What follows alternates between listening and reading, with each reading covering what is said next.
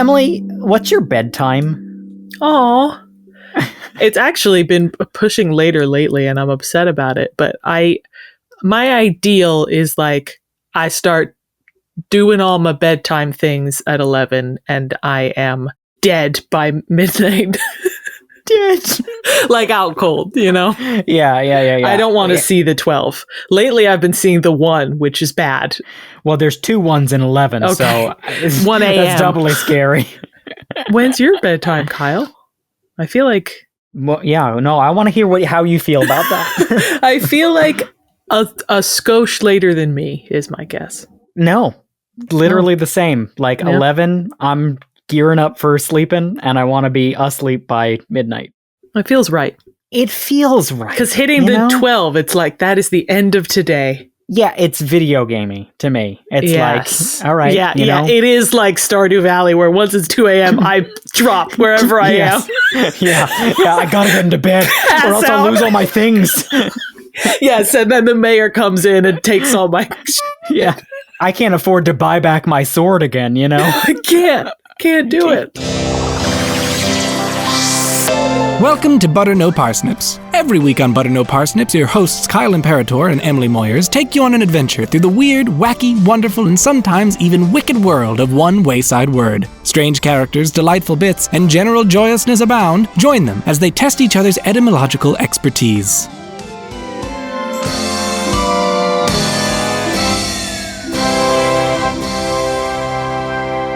Hey everybody, welcome to Butter No Parsnips. I'm Kyle Imperator. And I'm Emily Moyers. Kyle, I want a word. I'm desperate for one. You really just getting right to the heart of the matter today. Yeah. Well, Emily, don't you worry. I have a word for you, and we're going to get to it well before your bedtime. Aren't you happy about that? I am. Emily, your word today is Licknobite. Lychnobite. Licknobite. Oh, okay. I'm trying to remember the lichno. I know I've seen it, but is the bite just bite? Like chomp? It is not. Oh, well, that throws a real wrench in things. Okay, Yes, it does. different tack. The "ite" ending, I feel like that is used with like nouns that like are a certain. It's like a descriptive noun. Yes, I get what you're saying. Like Brooklynite. Brooklynite is what I'm thinking, and then that vein. That is incorrect. An incorrect vein. The suffix is bite. Is this a noun? Yeah, this is a noun. So it's a different meaning of bite. That's bad news. All right, I'm going to abandon that. The lichno, I know I've seen, but I'm having trouble connecting it to anything. You're definitely familiar with this prefix because you've taught us about it before. A word has just arrived in my brain that is lichnoscope. That is a word. And I think it was another word for the window in the church wall. For seeing the candlelight. Does lichno mean light? Essentially, yes. Is it like more specific? Closer to candle, but in that vein. Oh, wow. Yeah, that doesn't make it easier, honestly. I gotta get a hint, Kyle. Emily, your hint is deadline. Ugh. Deadline. And the beginning means something about like light or candles or flames. All right. A licknobite? Is it accountable? Yes. Yeah. Okay. Yeah. Mm-hmm. Remember the cold open. Question. The question was, does licknobite... I'll give you one good guess. Something about like oh, but I'm thinking like the moment that the sun sets or something in that vein. We can count that as my guess and move on. That's fair. It's a way off base. Yeah. I don't think I got it. Yeah. Emily, a licknobite is a person who works or labors at night and sleeps during the day. Oh. A licknobite. Oh. Mm-hmm. I am very intrigued to hear more, Kyle. I knew you would be. Somehow I thought Emily's going to want to hear another 20 to 30 minutes about this. And I brought 50 as I usually do. So no, I'm just kidding. Emily, the Lickno prefix is familiar to you. Do you remember exactly what it means in scope? What I'm remembering is that it was a name for like a low window in a church wall so that if you were outside looking in, you could see if there were candles on in the church. So Lickno comes from the ancient Greek noun luknos, meaning lamp, is what it meant. So candle, artificial light, essentially, right, is what it meant. As opposed to like daylight. Yes, exactly. So in this sense, you previously told us on episode 18, Squint, that a lichnoscope was that sort of church window that you could see lamplight out of, right? The scope there is the seeing, and the lichno is the lamplight. Luknos ultimately comes from the Proto-Indo-European root leuk, meaning bright or to shine or to see. Can you think of any other words which may share this root? Look? Emily, that's a great guess. We have traced look as far back as Proto-Germanic. For the Proto-Germanic word lokon, I think, we don't know where look comes from. We have not been able to trace it back to ancient Greek. Yeah. Interesting. Or Proto-Indo-European. Yeah. Then I can't, because now all I'm thinking about is look. Maybe some other words involving the things that produce brightness. Lamps or lights. Light, Emily. Yes, light. A lot of familiar words come from the root light. Lunar, lucid, illumination, and limn are related words. Limb? You can see limn, Limn, limb, as in to illuminate. So you can visit episode 149 vignette for more on those terms.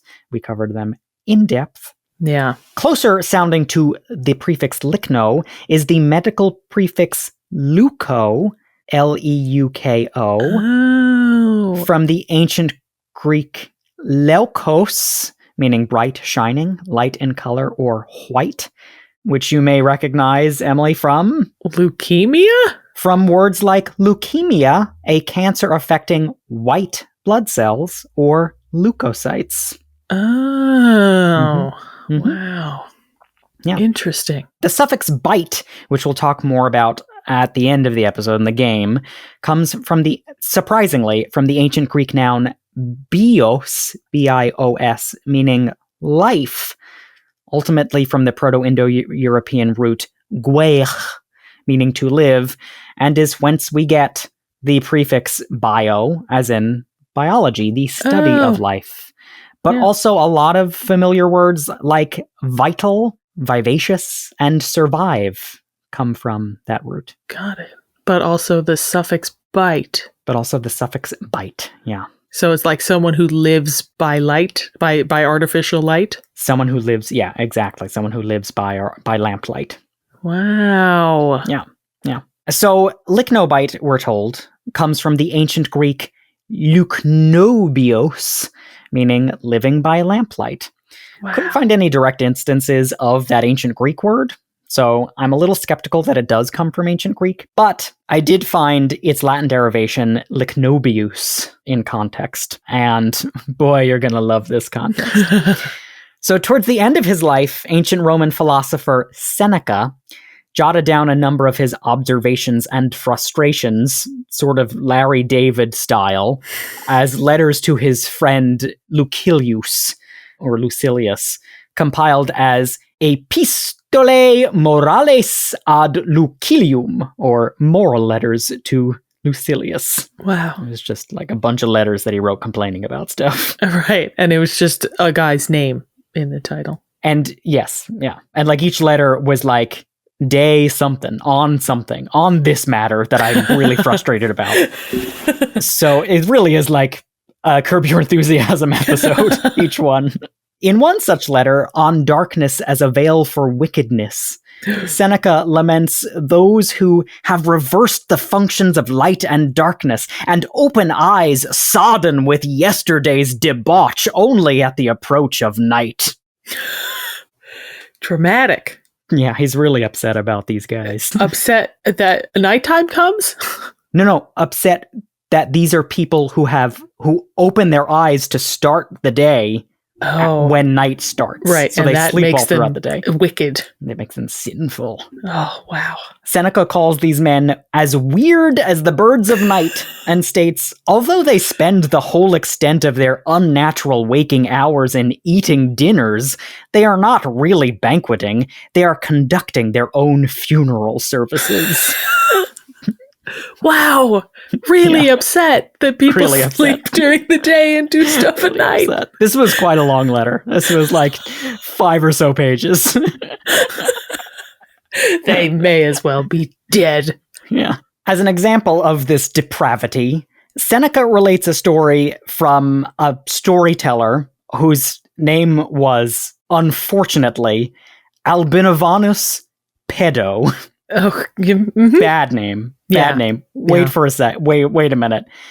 Pedo is telling a story of a man similarly unfortunately named Sextus Papinius. Yeah. Yep. These are normal names. Normal names. Yeah. But so Pedo is describing Papinius as having belonged to the tribe of those who shun the light. Okay. You know, Is that there a tribe now? They're a tribe. They're a whole We're group. really otherizing them. A whole basket of deplorables, them. His story goes as such. About 9 o'clock at night, I hear the sound of whips. I ask what is going on, and they tell me that Papinius is going over his accounts. About 12, there is a strenuous shouting. I ask what the matter is, and they say he is exercising his voice. About 2 a.m., I ask the significance of the sound of wheels. They tell me that he is off for a drive. And at dawn, there is a tremendous flurry calling of slaves and butlers, and pandemonium among the cooks. I ask the meaning of this also, and they tell me that he has called for his cordial and his appetizer after leaving his bath. I mean, there I will agree, if we're talking about the noise making at night, I will agree that that is the most horrendous thing a person can do. So actually, I'm fully on board now. These guys are the worst. Down with Licknobites. That's it. If you're practicing shouting at 2 a.m, I hate you. That's just honestly really cruel. Papinius. You're like, now is the time for my drum practice. That's what it is. That's the modern equivalent. Yeah. He's got the Pedo had the broom. Yes, hitting from the floor. ceiling. Yeah. Pedo continues, his dinner never went beyond the day, for he lived very sparingly. He was lavish with nothing but the night. Accordingly, if you believe those who call him tight-fisted and mean, you will call him also a Licknobium. It sounds like that's what he is. That's what he is. A Licknobium. Yeah. So that's the first instance that I could find of that word ever. But it could have been like made of constituent Greek parts and not necessarily descended from a word that was used in Greek. Right. Yes. And it's possible that Pedo or Seneca, depending on who you want to believe actually told the story, made up the term for the story. Right.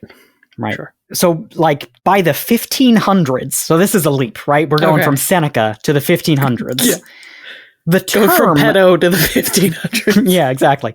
The term Licknobium had apparently become well known enough for Erasmus to include it as one of his adages in his book of adages. Oh, I feel like we he talked lists, about Erasmus somewhere.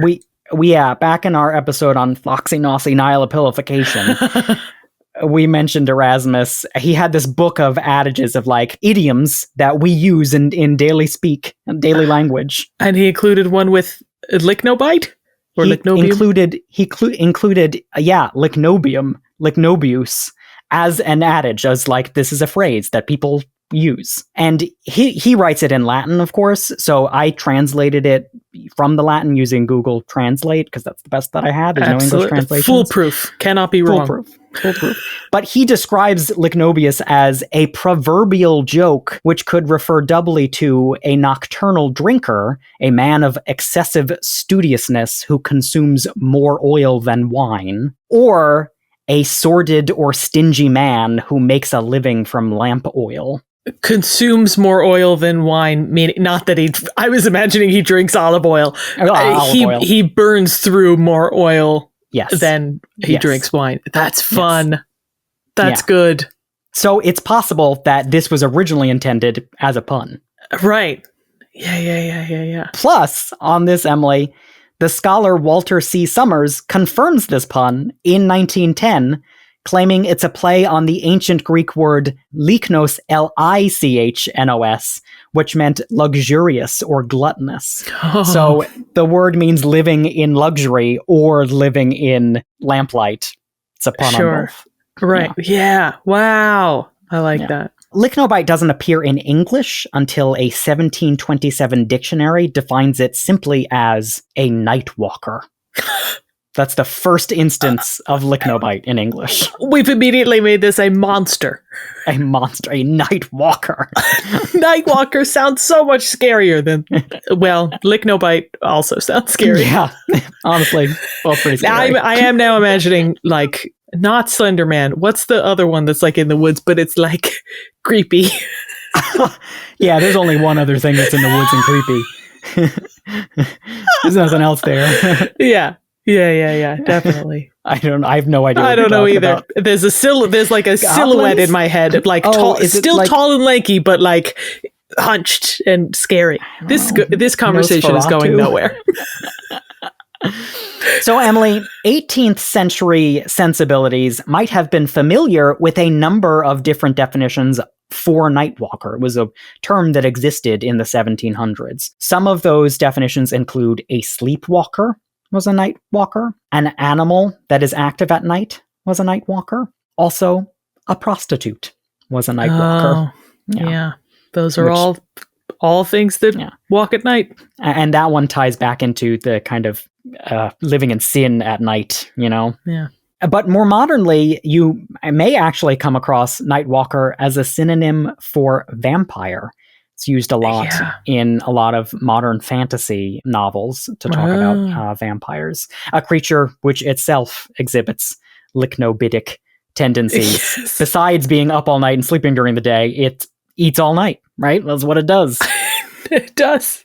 Yeah. And they burn candles all night. So they're consuming wax, I guess, rather than oil. But. And they bite. So, I mean, that's not intentional, but there's a great pun in there. That was when you said the word, and I thought maybe the bite was related. I was thinking, like, oh, is this like a monster that bites? Right, yeah. And I guess it is in a roundabout way. In a roundabout way. But Emily, the prevailing definition of the word back in the 1700s, but also today, of the word nightwalker, is a person who walks around at night, especially with criminal intent, a nocturnal thief or miscreant. Sure. One 1732 essay entitled Of Spectres and Apparitions, not by Seneca, describes the process by which we are conditioned into believing the existence of ghosts, citing childhood little horrors and hideous stories of bugbears, old legendary and traditional accounts of local ghosts, and the outlying nightwalkers and suburban ghosts raised by petty printers and halfpenny pamphleteers. Oh. I like thieves as an explanation for ghosts. Like, we think that, like, monsters are creeping in the darkness, but it's just criminals. Yeah. Well, I mean, there's, like, sort of overlap when you I think of Sweeney Todd, you know, as a story, or Jack the Ripper, you know, as, like, these classic stories of perhaps, like, real criminals, you know, that have become more monstrous, more mythological, right? Because it's like that fear of the unknown, something skulking in the night, and you're just naturally going to build that up in your head. Yeah. An example of Licknobite, used in this sense of a night criminal, appears in the 1924 book The Literary Spotlight, which was an anonymous collection of literary caricatures of then modern American writers. I don't think we would have known any of them. But there's a section describing that book's own editor. His name was John C. Farrer. And I can't tell if it was written by the editor himself or someone who was like poking fun at the editor. But the section reads, "He likes to tell now how he counts among his best friends men who have committed murders at $10 a head and have sandbagged salaried fathers for as little as the price of an evening's meal. He has listened as a pretended accomplice while sinister Licknobites laid plans over a low-back barroom table for outlaw depredations involving theft and manslaughter." It is very eloquent and beautiful, but it starts off saying he's killed people and then finishes with he's also overheard people planning the crime. No, the first part wasn't said that he killed people, it was that he had friends who killed people. Oh, okay. So he hasn't done anything. Yeah. I don't know if it's like boasting about like, I'm in with the crime. Don't come at me. Yeah, I've overheard things and not reported them. Yeah, I reported them. So the definition of Licknobite is stretched in the 19th century to include definitions like one that does his business by night and sleeps by day. And then hearkening back to Erasmus, we get one who labors or studies assiduously by night and sleeps by day, and also a midnight student. Oh, so during finals week, all of campus is Licknobitic. Licknobitic, yeah. Licknobitic. Yeah. Yeah. And so from here on, from the 1800s on, many of the major references of Licknobite relate to print workers, actually. Oh, because they got to work all night to get it out for the morning delivery. Emily, you got it. Yeah, that's exactly it. Take, for example, a story from an 1899 edition of The Railroad Telegrapher. The story's entitled The Licknobitic Plug.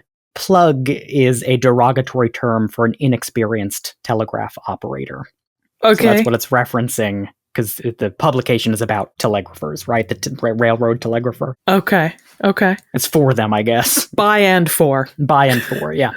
But the story tells about a man named George, who's a telegraph operator, who is, quote, unknown of his friends in the daytime, for then, like the elusive opossum, he sleeps. Like the elusive opossum. Now I'm imagining an opossum at a telegraph. And honestly, we can't confirm or deny that that's what George is.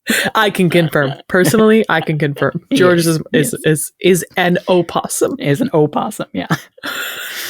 So when a timid friend approaches George and tells him that he heard a fellow down in the saloon call George a common plug Licknobite, George becomes enraged, saying, "It's some dod-gasted, brutal insult, and no man lives who can call me that and get away with it."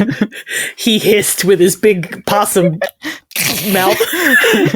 George, Rabies I'm sorry. foaming at the mouth. That's why the friend was timid. Yeah. Gonna get bit.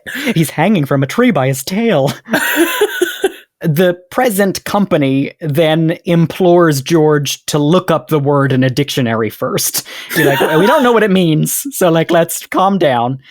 And I know you can't read because you're a possum. Yeah. Once he finds the word, George looks around the room, rolls up his sleeves, and then just gets back to work. And it procures a gentle, merry laughter from his coworkers.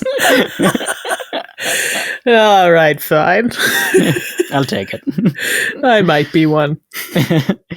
This is like not the only example of that kind of story. A 1903 edition of the Typographical Journal contains a similar story of their own morning newspapermen. Someone calls them Licknobites. And they get upset about it and have to look it up in the dictionary. And then they're like, oh yeah, they're right. And the proofreader compares that to the story of Daniel O'Connell, who vanquished a Billingsgate fisherwoman by calling her a right-angled hypotenuse. See episode 1, Billingsgate, for more information on Billingsgate fisherwomen. By calling her a right-angled hypotenuse? I don't know.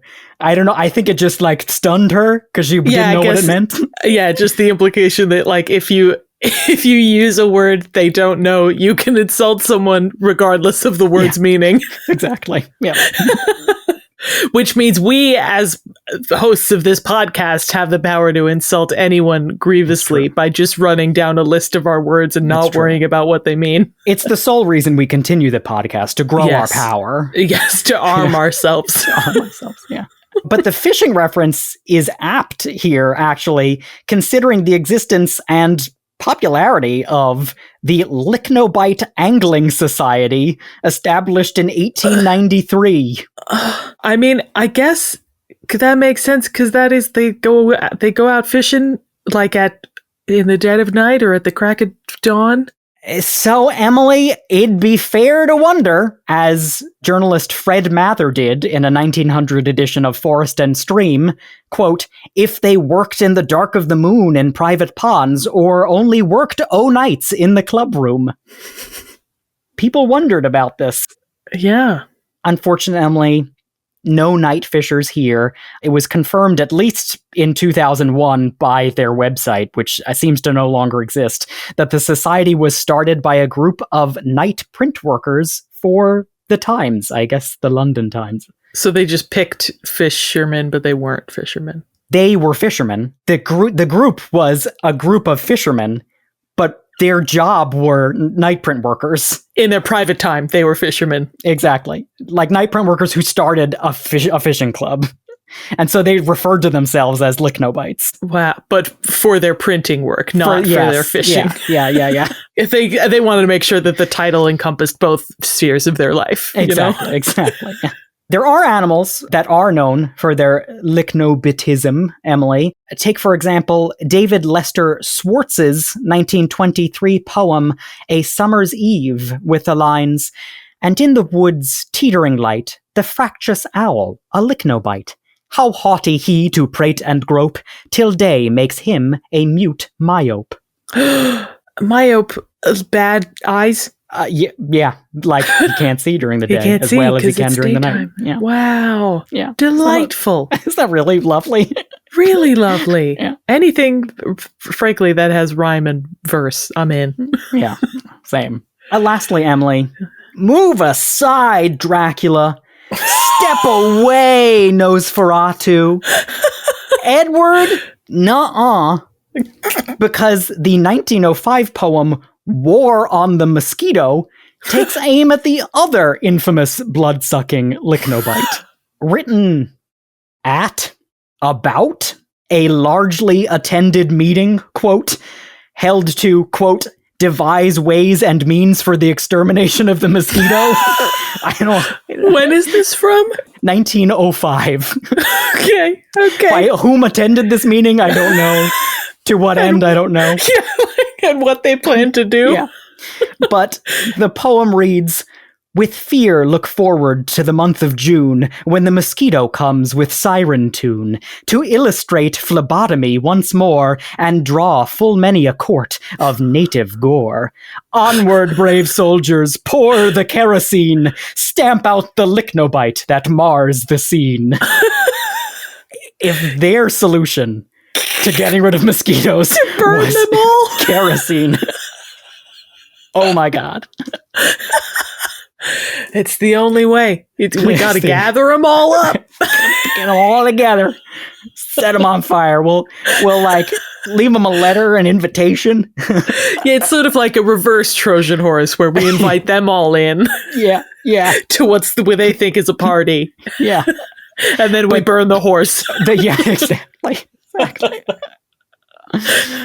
Well, now, Emily, we've come to the conclusion of this gruesome tale of monsters, men, and mosquitoes, which means it's time for you to use Licknobite in a sentence.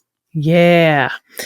In my younger days, in my teenage years, I had occasionally been known to licknobitically finish essays the night before they were due overnight.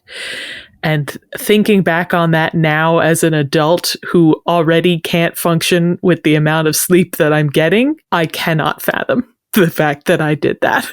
Yeah, it's nearly impossible to. There was literally one time in college where I stayed up all night and slept the whole next day. And see, I wouldn't. I would stay up all night and just function the next day, and I don't know how. Yeah. Well, that's not Licknobitism. That's just true. insane, Emily. It's just insomnia. That's just insane. But anyway, the heart is there. Love it, Emily.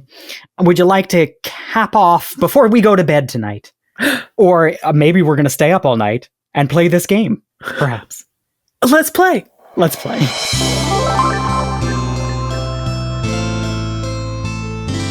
So, Emily, your game today is called Lick? No, Bite. So, besides being the preferred feeding option for vampires and mosquitoes, bite is a rarely used suffix that essentially means one who lives, right? One that lives in, I guess. So for this game, I'm going to provide you with other bite-ending words and some examples from pop culture. You'll have to define these words for us. All right, I'm ready. You may or may not understand the references. If you don't, I'll give you some more, but I'm also trying to give you enough context where you don't necessarily need to know what the references are. Okay? I gotcha. So your first one is troglobite.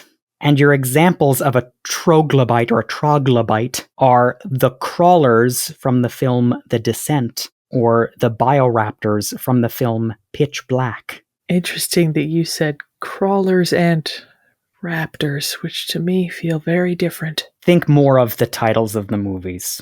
The Descent and the... What was the second one? And Pitch Black. Are these ones who live underground? Are these ones who live in caves? That's it, Emily. You got it. Yeah. So the word can also be spelled as troglobion or troglobiont. Oh, troglobiant. Troglobiant. Yeah, troglobiant. I think that is one of the pronunciations of it. Yeah, that makes sense. But it is an animal that lives in the dark parts of caves. It's actually a real scientific term for mostly like blind worms, you know. Sure. But it comes from the ancient Greek trogle, meaning hole or hollow. Oh. Yeah. I have also been thinking about troglodyte this whole episode. Yeah, troglodyte literally means a cave dweller. The dite ending means that dwells in, so it's pretty similar to troglobite. Sure. But troglodyte is used more to refer to like a people, caveman. To call people cavemen, to call people. Yeah. Interestingly enough, the trogle Greek root comes from the ancient Greek trogo, meaning I bite or eat, through the concept of an animal chewing a hole. So there's like a fun extra bite connection there. So troglobite is a bite. A bite, yeah. Okay, Emily, your next one is stygobite. Stygobite. Okay. And your examples are Batman's Killer Croc, but not the crawlers or bioraptors from the previous example. I'm thinking in the water. But not the Loch Ness Monster. In the ocean? Maybe Killer Croc is related to other kind of mythological legends of crocodiles that live in the sewers of New York City. Oh. Is it just in the sewer? One who lives in a little broader, just a little broader. Man-made water. Oh, got it. You're dancing around it, Emily. All a right. stygobite, also a stygobiont, is an animal that lives in subterranean water systems, so underground water. Okay. Like grottos. Sure, yeah, like grottos. Yeah. Right. It comes from the ancient Greek Styx, the famous underwater river Styx, right? Oh! Stygian. Stygian, that's also in Hades somewhere. Yeah, to relate Relating to Styx. Yep. Absolutely. All right, Emily. Your next one is guanobite. Guanobite. And your examples are Killer Croc, perhaps, or the fly, probably. Lives in poop? Yeah, basically. A guanobite or a guanobiont are animals that live in guano, which is bat or bird dung. Wow, live in? Live in it, yeah. That's bad. So like worms and gross things like that. Yeah, right? yeah. Do you remember where guano comes from? What the origin of guano is? It's a Quechua word. Yeah, Emily. Yeah, it's a Quechua word, wanu. That just means dung or fertilizer. See episode 152, Lanyap, where Emily talked about all things Quechua.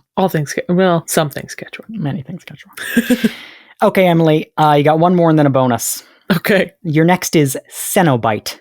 Cenobite. And your examples are The Nun, from the horror movie The Nun, or the Cenobites of the horror film Hellraiser. Oh, I mean, it's feeling sort of... Because Hellraiser, does he also, like, have religious connotations in his... Yes? Mm-hmm. Cenobite, like, lives in sin? Simpler, more straightforward of a connection. Oh, like lives in like a convent or like hermitage? You got it, Emily. Exactly. So supposedly Cenobite is the word that Licknobite is modeled after. Oh. It's assumed that when the dictionary writer wrote out Licknobite, he used Cenobite as a reference. Yeah. But a Cenobite is literally just a member of a religious order that lives in a community. It comes from the ancient Greek koinobion, meaning community life or convent, from the ancient Greek koinos, meaning common. Love that. All right, Emily, you got one last one. You got a bonus. You ready? I'm going to get it. Your bonus is Trilobite, as in the Alien franchise's face huggers, kind of. But also a real thing, right? Oh, yeah, but in this instance... Oh, right. Right? Living in the past? No.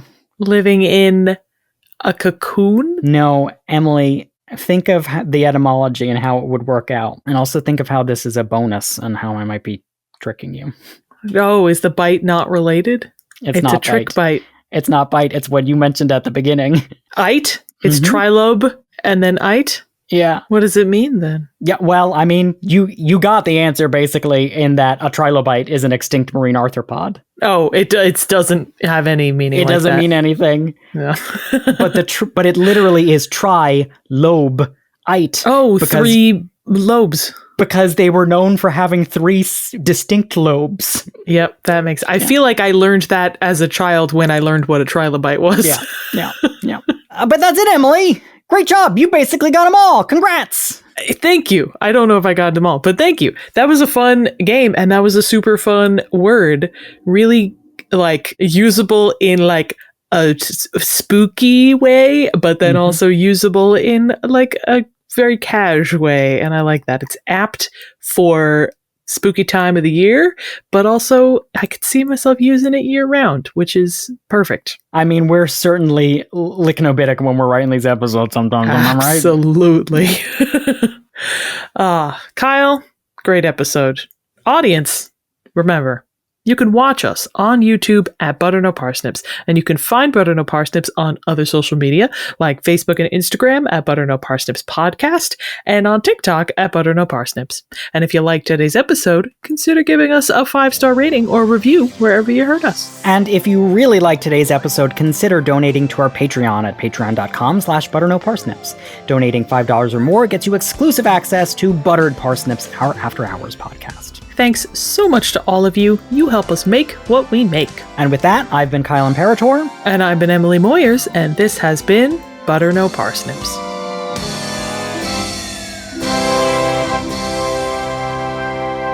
Butter No Parsnips is produced by Seth Glicksman, Emily Moyers, and myself, Kyle Imperator. The main and accompanying themes were composed by Kyle Imperator.